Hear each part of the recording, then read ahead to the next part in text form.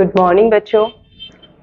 आज हम लोग जो सेट करने जा रहे हैं एसएससी सीडी का, वो प्रैक्टिस सेट नंबर 3 है। ठीक है, हिंदी का। तो हम लोग देखते हैं। सबसे पहला क्वेश्चन क्या है, कह रहे कि छठी का दूध याद आना मुहावरे का क्या अर्थ है। ठीक है, कह रहे कि छठी का दूध याद आना मुहावरे का क्या अर्थ है। तो पहला आपका जो ऑप्शन दे रखा है, कह रहा है कि कठिनाई का अनुभव होना, दूसरा है हार मानना, तीसरा है चकित रह जाना और चौथा है भयभीत होना। तो इसका जो राइट आंसर होगा वो क्या होगा, भयभीत होना नहीं। भयभीत होना क्या है, ये नहीं होगा। भयभीत होना जो मुहावरे का अर्थ होता है, क्या होता है, कलेजा मुंह को आना। ठीक है, तो ये क्या होता है, कलेजा मुंह को आना। ठीक है, भयभीत होना मतलब क्या होता है कि कलेजा मुंह को आना। ये चकित रह जाना, चकित रह जाना भी आप क्या क्या है, ये भी नहीं होगा। चकित रह जाना मतलब होता है दंग रह जाना। ठीक है, मुहावरा। हार मानना ये भी नहीं होगा। ठीक है, हाथ खड़े करना या फिर हथियार डाल देना, ये आपका क्या होता है, हार मानने का। तो जो आपका राइट आंसर होगा वो होगा ऑप्शन नंबर ए, यानी कठिनाई का अनुभव होना। ठीक है, ये किसका अर्थ है, छठी का दूध याद आना। ठीक है, नेक्स्ट क्वेश्चन की हम लोग जो अगर बात करते हैं,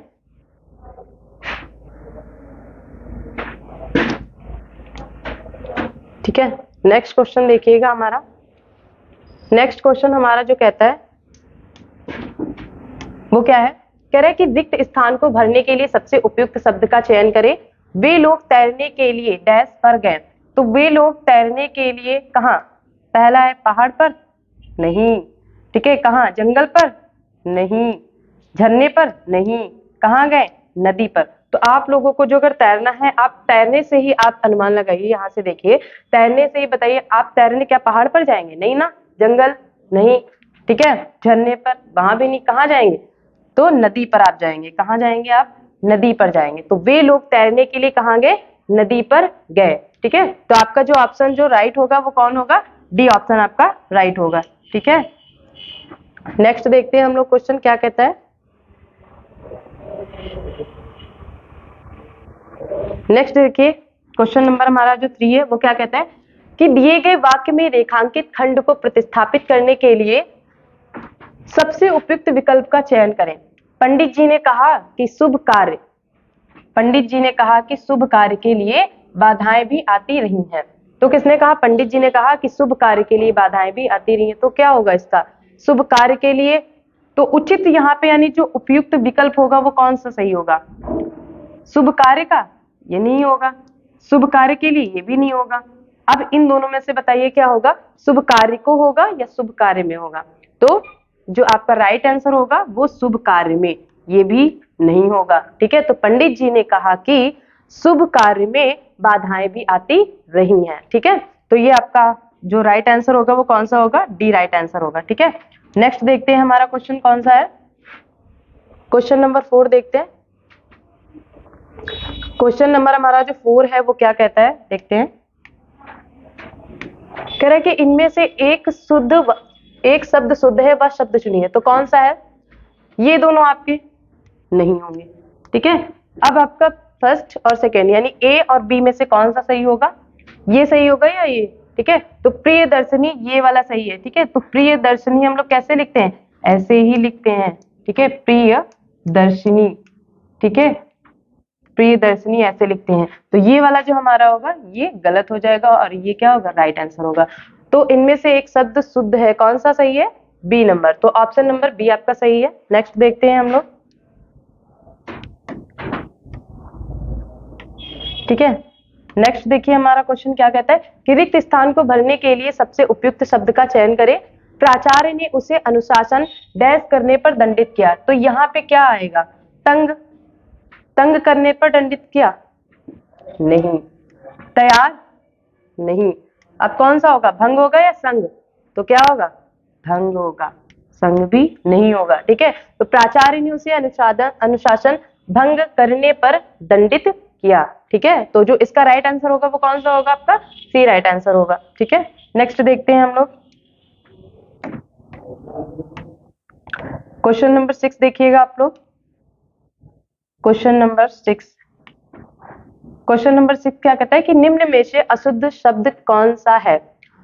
तो वेशभूषा, अंतरात्मा, व्यवहारिक, अंतःकरण, कौन सा सही होगा आपका। तो आपका जो सही आंसर होगा कौन सा होगा, सॉरी, पूछ रहे हैं अशुद्ध शब्द कौन सा है, ठीक है। तो वेशभूषा भी सही लिखा हुआ है, ठीक है, और अंतरात्मा भी क्या है, सही लिखा हुआ है, अंतःकरण भी सही लिखा हुआ है। जो आपका सही नहीं है वो क्या है, व्यवहारिक, ठीक है। तो यहाँ पर ये वाले ऑप्शन क्या होंगे, ये नहीं होंगे ना। कौन सा सही होगा, व्यवहारिक, सॉरी, हाँ व्यवहारिक सही होगा, क्योंकि व्यवहारिक जो है हमारा वो कैसे लिखा जाता है, व्यवहारिक, ठीक है। सॉरी, एक मिनट,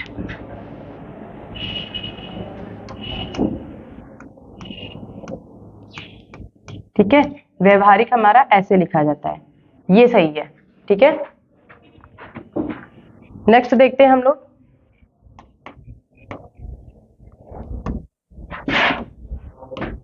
क्वेश्चन नंबर 7 देखते क्या कहता है।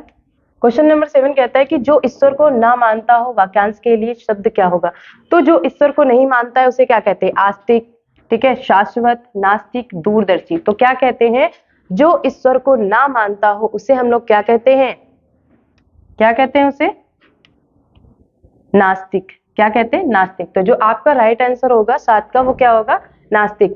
आस्तिक का मतलब होता है ईश्वर को मानने वाला, है ना, जो ईश्वर को क्या है, मानता हो, है ना, जो ईश्वर को मानता हो, ठीक है, जो ईश्वर को मानता हो उसे क्या कहेंगे हम लोग, आस्तिक, ठीक है। शाश्वत का मतलब क्या होता है, सदा रहने वाला, है ना, सदा कहो या फिर हमेशा कहो, ठीक है, सदा रहने वाले को ही क्या कहते हैं, सदा रहने वाले को हम लोग क्या कहते हैं, शाश्वत कहते हैं, ठीक है। दूरदर्शी का मतलब होता है दूर की बात सोचने वाला, है ना, दूर की बात सोचने वाला, बात सोचने वाला, ठीक है, सोचने वाला। तो दूर की बात जो सोचता है उसे क्या कहते हैं, दूरदर्शी। शाश्वत जो सदा रहने वाला होता है। आस्तिक मतलब जो ईश्वर को मानता हो, और नास्तिक का मतलब क्या होता है, जो ईश्वर को ना मानता हो उसे क्या कहते हैं, नास्तिक। तो इसका जो 7 का हमारा राइट आंसर होगा वो क्या होगा, सी होगा, ठीक है। नेक्स्ट हम लोग क्वेश्चन की ओर बढ़ते हैं अपने अगले। नेक्स्ट क्वेश्चन हमारा है 8, कह रहे कि वृद्धि शब्द का विलोम, ठीक है, कह रहे वृद्धि शब्द का विलोम क्या होगा।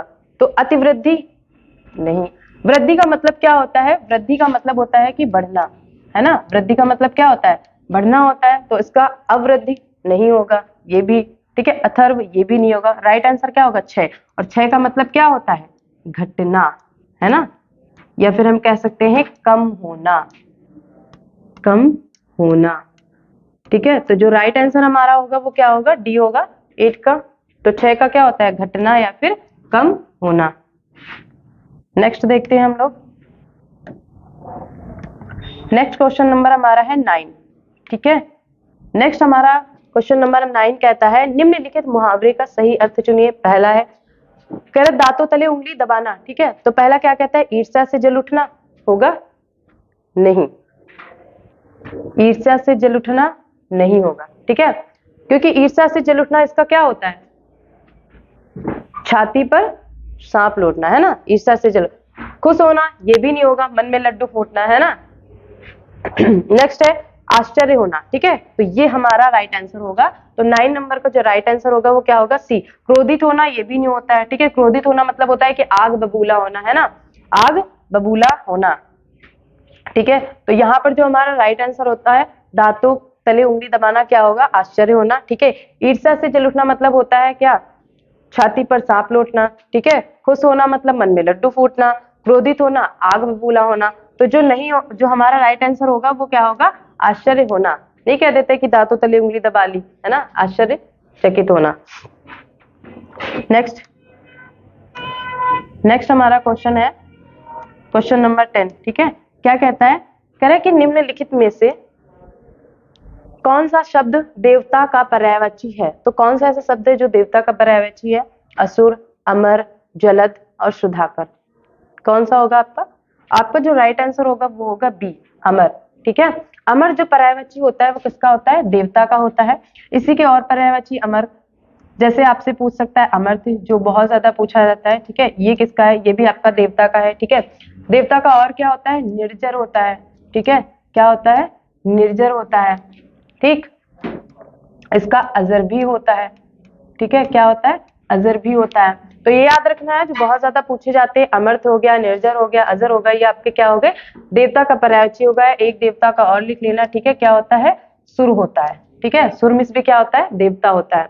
नेक्स्ट देखिएगा आप लोग, असुर, ठीक है, असुर का पर्यायवाची क्या होता है, जैसे हम लोग देखते हैं पिशाच, है ना, क्या होता है, पिशाच होता है असुर का।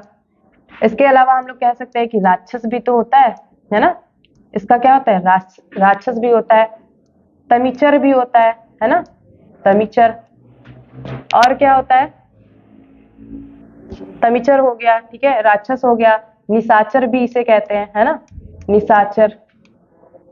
तो ये सारे क्या हो गए पर्यायवाची किसके, असुर के, पिशाच, राक्षस, तमिचर, निशाचर, ठीक है, ये असुर के हो गए।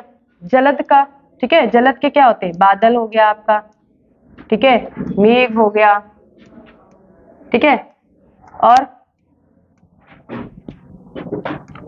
अभ्र हो गया, है ना, अभ्र मिस भी क्या होता है, बादल हो गया। अम्बुद होता है, ठीक है, अम्बुद मिस भी क्या होता है, बादल होता है। तो ये भी आपसे पूछ सकता है, अम्बुद मिस भी क्या होता है, बादल। सुधाकर किसका होता है, ये होता है हमारा चंद्रमा का, है ना, सुधाकर किसका होता है, चंद्रमा का होता है। या फिर हम लोग कह सकते हैं इसको हिमांशु, हिमांशु का, ठीक है, मयंक का, ठीक है, सुधाकर, ठीक है। तो सुधाकर के क्या हो गए, चंद्रमा हो गया, हिमांशु हो गया, मयंक हो गया, और मृगांक हो गया, ठीक है। तो ये सारे हमारे किसके हो गए, सुधाकर के। तो असुर के हमने बताया पिशाच, राक्षस, तमिचर, निशाचर, ठीक है। इसके अलावा अमर के हमने बताया, ठीक है, निर्जर, शूर, अजर, अमर्त्य, ठीक है। जलद का क्या बताया, बादल, मेघ, अभ्र, अम्बुद। उसके बाद मैंने सुधाकर का बताया, चंद्रमा, हिमांशु, मयंक और मृगांक। ये सारे किसके होते हैं, सुधाकर के पर्यायवाची शब्द। तो नेक्स्ट जो हमारा जो यहाँ पे ऑप्शन राइट होगा वो क्या होगा, बी नंबर, ठीक है। नेक्स्ट हम लोग क्वेश्चन की ओर अपने चलते हैं। क्वेश्चन नंबर 11 कह रहा है डंके की चोट, है ना, क्या कहता है कि डंके की चोट पर कहना मुहावरे का क्या अर्थ है। तो डंके की चोट पर कहना मतलब क्या होता है, डंका बजाना नहीं, क्या होता है, बात को बढ़ा चढ़ाकर कहना नहीं, इसका मतलब क्या होता है, अतिशयोक्ति, है ना। कहते नहीं कि खून की नदियां बह गई, तो बढ़ा चढ़ाकर बताते हैं ना, तो बात को बढ़ा चढ़ाकर कहना।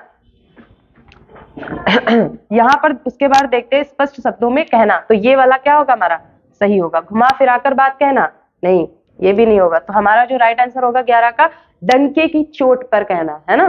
तो स्पष्ट शब्दों में कहना हमारा क्या होगा, राइट आंसर होगा। तो 11 का कौन सा सही होगा, सी। नेक्स्ट क्वेश्चन हम लोग देखते हैं। नेक्स्ट क्वेश्चन हमारा है क्वेश्चन नंबर 12। अंत्यज शब्द के लिए सही अर्थ कौन सा है, वाक्यांश में दिया है, ठीक है। तो कौन सा होगा, जो जन्म से अपंग हो, जो जन्म से अपंग हो वो होगा नहीं, जो जन्म से कुरूप हो ये भी नहीं, जो जन्म के उपरांत त्याग दिया गया हो ये भी नहीं। क्या होगा आपका बच्चा, डी, ठीक है। तो डी आपका क्या है, सही है। जिसका जन्म निम्न वर्ग में हुआ हो, ठीक है, जिसका जन्म निम्न वर्ग में हुआ हो उसे क्या कहते हैं, अंत्यज। और जिसका जन्म उच्च वर्ग में हुआ हो, यही जो अगर पूछ दे आपसे कि जिसका जन्म, ठीक है, यही आपसे पूछ दे कि जिसका जन्म उच्च वर्ग में हुआ हो, किस में हुआ हो, उच्च वर्ग में हुआ हो, उच्च वर्ग में हुआ हो, तो उसे हम लोग क्या कहते हैं, कुलीन कहते हैं। क्या कहते हैं, उसे हम लोग कहते हैं कुलीन, कुलीन, ठीक है। तो जिसका जन्म निम्न वर्ग में हुआ उसे अंत्यज, और जिसका जन्म उच्च वर्ग में हुआ उसे क्या कहते हैं, कहते हैं हम उसे कुलीन, ठीक है। नेक्स्ट क्वेश्चन, तो हमारा जो यहाँ पे 12 नंबर का राइट आंसर है वो डी है। आगे हम लोग देखते हैं नेक्स्ट क्वेश्चन हमारा 13 नंबर हमारा क्या है, 13 नंबर क्वेश्चन हमारा कह रहा है कि कुसुमेश का समानार्थी शब्द क्या होगा। तो कुसुमेश का क्या होता है, काला नहीं, आकाश ये भी नहीं होता है, ठीक है, कबूतर ये भी नहीं, क्या होगा, कामदेव। तो हमारा जो राइट आंसर होगा वो क्या होगा, कामदेव। कामदेव के और जो आपसे पूछे जाते हैं, जैसे कभी पूछ दिया गया रतिपति किसका होता है, ठीक है, तो ये भी आपका कामदेव का ही समानार्थी शब्द है, ठीक है। रतिपति के अलावा यहाँ पर एक और आप देखिएगा मनोज होता है, ठीक है, मनोज हो गया, मदन हो गया, ठीक है। तो ये सारे हमारे क्या हो गए, ये सारे रतिपति, मनोज हो गया, मदन हो गया, ये हमारे क्या हो गए, कामदेव के। और एक यहाँ पे बहुत ज्यादा ये भी पूछा जाता है मनमथ, ठीक है।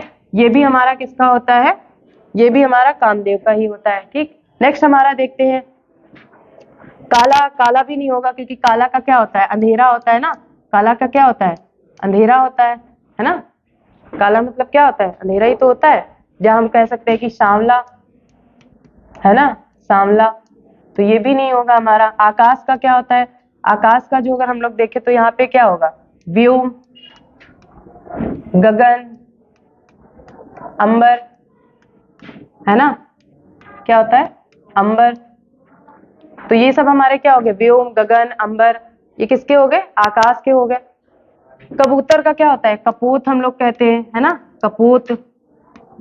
ठीक है, या परेवा भी इसे कहा जाता है, क्या कहते हैं, परेवा भी कहते हैं। इसे रक्त लोचन भी कहते हैं, क्या कहते हैं, रक्त लोचन भी कहते हैं।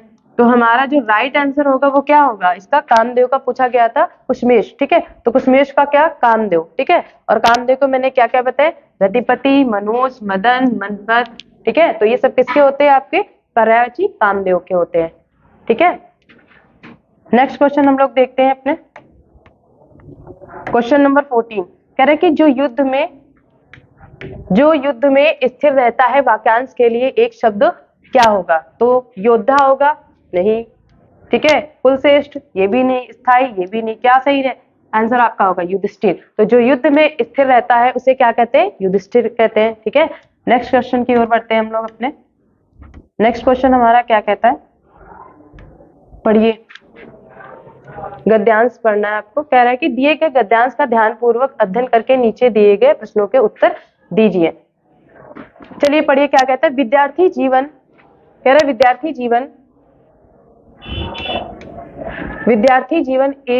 विद्यार्थी जीवन ही वह समय है जिसमें बच्चों के चरित्र, व्यवहार, ठीक है, आचरण को जैसा चाहे वैसा रूप दिया जा सकता है।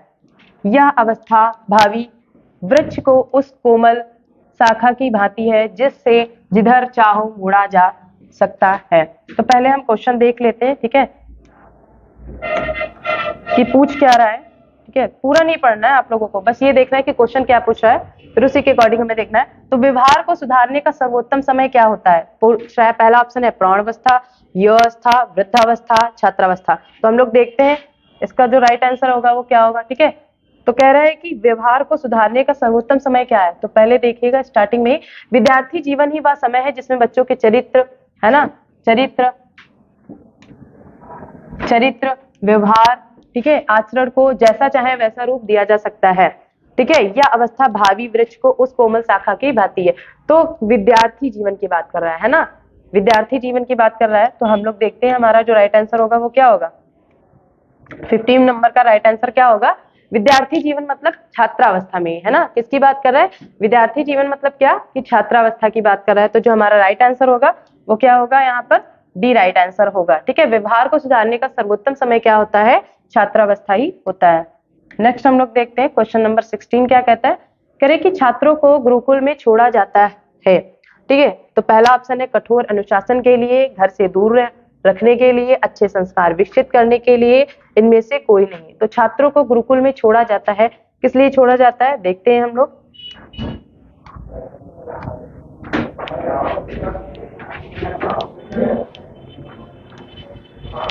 विद्यार्थी जीवन ही वह जीवन है, यहाँ पे भी नहीं है,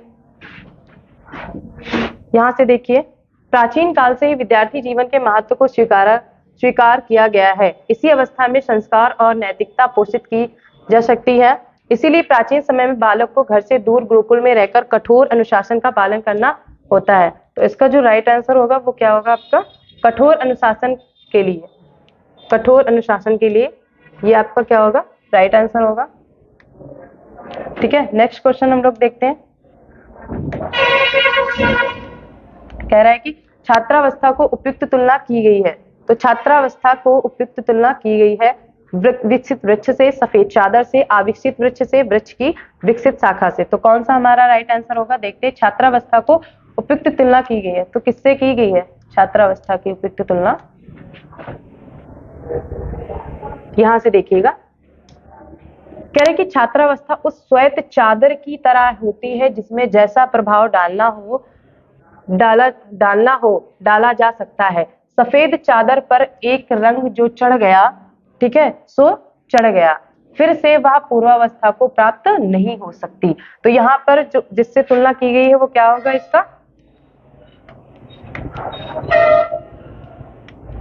इसका राइट आंसर क्या होगा?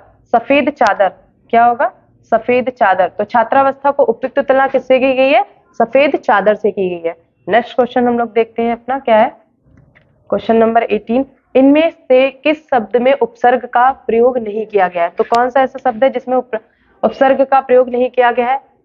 सुसंस्कार, नहीं, ये भी नहीं होगा। अनुशासन, ये भी नहीं होगा। ठीक है, अविकसित, ये भी नहीं होगा। तो किस शब्द में उपसर्ग का प्रयोग नहीं किया गया है ये पूछ रहा है ना। तो इनमें से किस शब्द में उपसर्ग का प्रयोग नहीं किया गया है? तो वो हमारा है महत्व। ठीक है, तो 18 का जो राइट आंसर होगा वो हमारा क्या होगा? ए होगा। इनमें से किस शब्द में उपसर्ग का प्रयोग नहीं किया गया है? तो महत्व में उपसर्ग का प्रयोग नहीं किया गया है। नेक्स्ट हम लोग अपने क्वेश्चन की ओर बढ़ते हैं। Question number 19। क्वेश्चन नंबर 19 कहता है कि प्रस्तुत गद्यांश के लिए उपयुक्त शीर्षक क्या है? तो यहाँ पर जो हम लोग बात करें, किस चीज की बात की जा रही थी? आप लोगों ने स्टार्टिंग में ही देखा होगा कि जो हम लोग बात कर रहे थे विद्यार्थी जीवन की ही बात कर रहे थे। और अगर आपको गद्यांश के शीर्षक की जानकारी लेनी है तो आप लोग क्या करेंगे? स्टार्टिंग की 2 लाइन देखिएगा और लास्ट अंतिम जो है वहां पर 2 लाइनें देखिएगा, वहां से आपको पता चलेगा। तो कह रहा है कि विद्यार्थी जीवन ही वह समय है, यानी यहाँ पर जो बात कही गई है वो किसकी कही गई है? विद्यार्थी की बात कही गई है, विद्यार्थी के जीवन से रिलेटेड है। ठीक है, तो यहाँ पर जो हमारा राइट आंसर होगा वो क्या होगा? प्रस्तुत गद्यांश के लिए उपयुक्त शीर्षक जो होगा वो हमारा क्या होगा? विद्यार्थी जीवन। नेक्स्ट क्वेश्चन हमारा, आज का लास्ट क्वेश्चन हमारा जो है, उर्वशी के रचनाकार कौन है? तो उर्वशी के रचनाकार कौन है? ये तो सबको पता होगा अधिकतर, है ना? कौन है? रामधारी सिंह दिनकर। ठीक है, तो उर्वशी के रचनाकार कौन है? रामधारी सिंह दिनकर है। यहाँ से एक चीज आपको याद और रखनी है कि उर्वशी के लिए इन्हें ज्ञानपीठ पुरस्कार भी मिला था। ज्ञानपीठ पुरस्कार भी इन्हें मिला था, ज्ञानपीठ पुरस्कार। ये जो इनको मिलता है 1972 में मिलता है। ठीक है, 1972 में इसे रामधारी सिंह दिनकर को ज्ञानपीठ पुरस्कार मिला। और किसके लिए? उर्वशी के लिए मिला था। किसके लिए मिला था? उर्वशी के लिए मिला था। ठीक है, वही सुमित्रा नंदन पंत की बात करते हैं तो इनको 1968 में मिला था क्या? ज्ञानपीठ पुरस्कार, है ना? ज्ञानपीठ पुरस्कार। और इन्हें किसके लिए मिला था? तो इन्हें मिला था चिदंबरा पर। किसे मिला? किस पे मिला था? चिदंबरा पर। ठीक है, इन्हें मिला था चिदंबरा पर। ठीक, तो उर्वशी के रचनाकार कौन है? रामधारी सिंह दिनकर है। इन्हें ज्ञानपीठ पुरस्कार कब मिला था? 1972 में। किसके लिए? उर्वशी के लिए। फिर उसके बाद सुमित्रा नंदन पंत की बात करते हैं तो 1968 में इन्हें मिला था ज्ञानपीठ पुरस्कार। ठीक है, और किस पे मिला था? इन्हें चिदंबरा पर मिला था। ठीक है, आज की क्लास हमारी इतनी। तो थैंक यू, धन्यवाद।